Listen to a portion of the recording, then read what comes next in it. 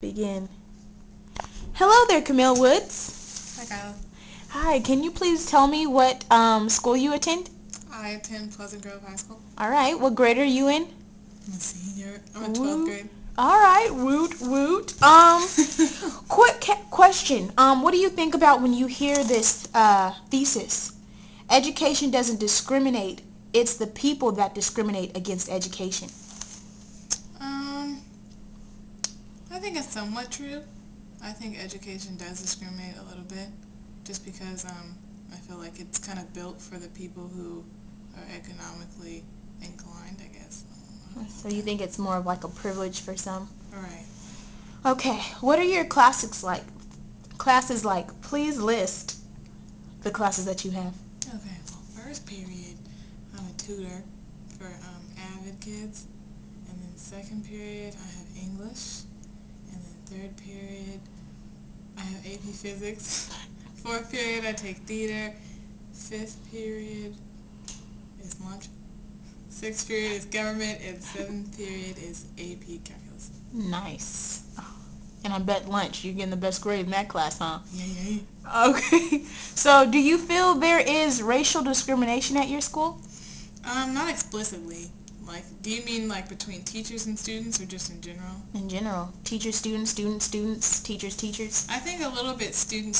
Like, I think that like high school kids like kind of play towards stereotypes and like make jokes off of it kind of, and it's kind of like that awkward funny, like they laugh and then you're like, haha, that's not funny.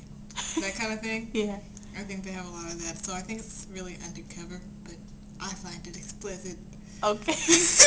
With education-wise, do you feel like they fit those stereotypes of the type that decide not to make the right choices? Um, somewhat, somewhat. I think it really depends on what class, because, like for example, last year, and actually every year before this, I've been in advanced English, and it's way more common to find African Americans in advanced English than it is in like math and science, and even like Latinos and Filipinos and all of that. So like it really just depends on what class.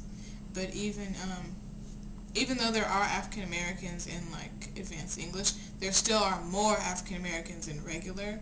So like it just depends. Okay. Do you feel that the education system is rigged? I wouldn't say rigged. I'd just say that they don't really care, almost. Like, they kind of just, put you through the shredder. Like, they just want to put you through the system. If you don't cause any trouble, they'll just give you your diploma. I don't know if it's really, like, rigged. I don't think it's, like, out to make you fail. I just don't know if it's really, like, truly there for your own success. And you feel like this is for all students or mainly minority students? I think it's for all students, but I think it affects minority students more.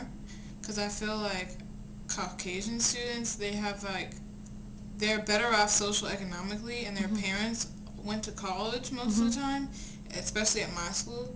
So like they have a like at home environment that wants them to succeed. So like the school, whether they do or not, doesn't make a difference as much as like minority students. So even though the school like doesn't care about either one, the Caucasian students tend to do a little bit better. I see.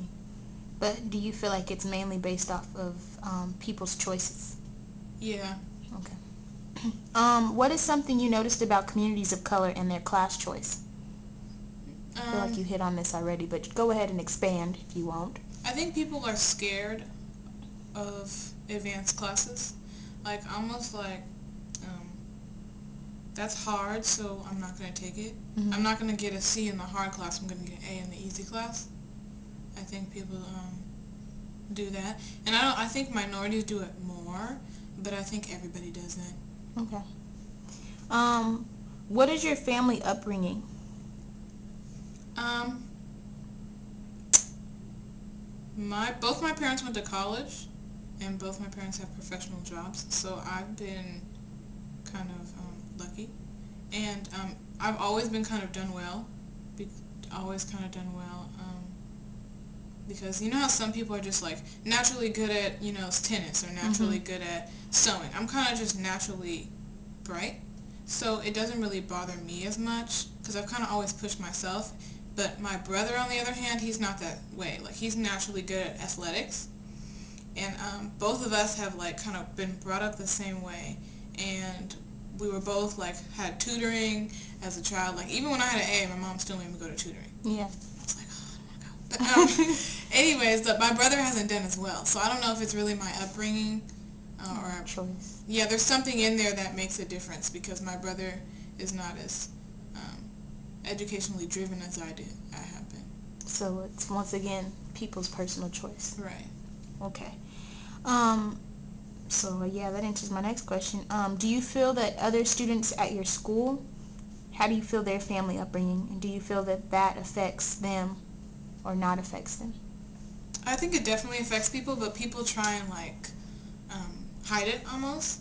Mm-hmm. Like I know I do. I don't like to bring my personal issues on school campus. Mm-hmm. Just because I don't like people to know my business, and I think everybody does that.